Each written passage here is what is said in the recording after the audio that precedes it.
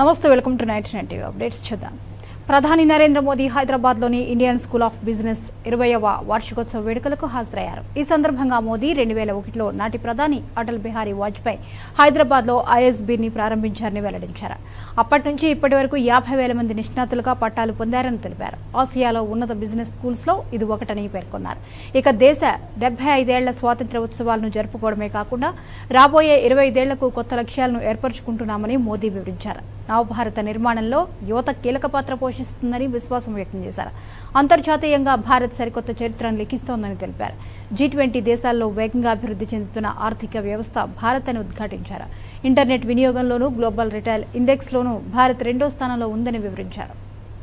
Digital transaction Hindustan में हो रही है.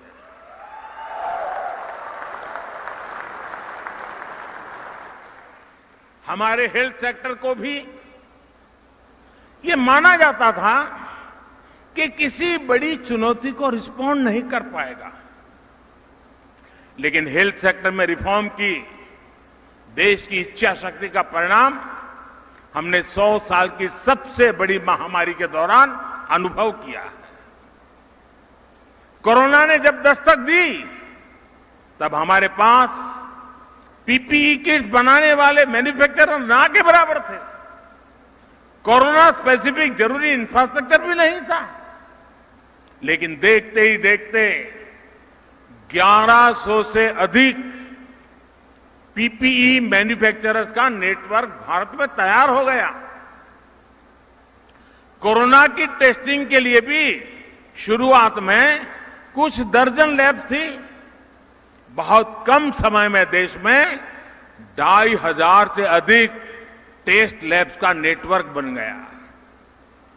कोविड वैक्सीन के लिए तो हमारे यहां चिंता जताई जा रही थी कि हमें विदेशी वैक्सीन मिल पाएगी भी या नहीं, लेकिन हमने अपनी वैक्सीन तैयार की.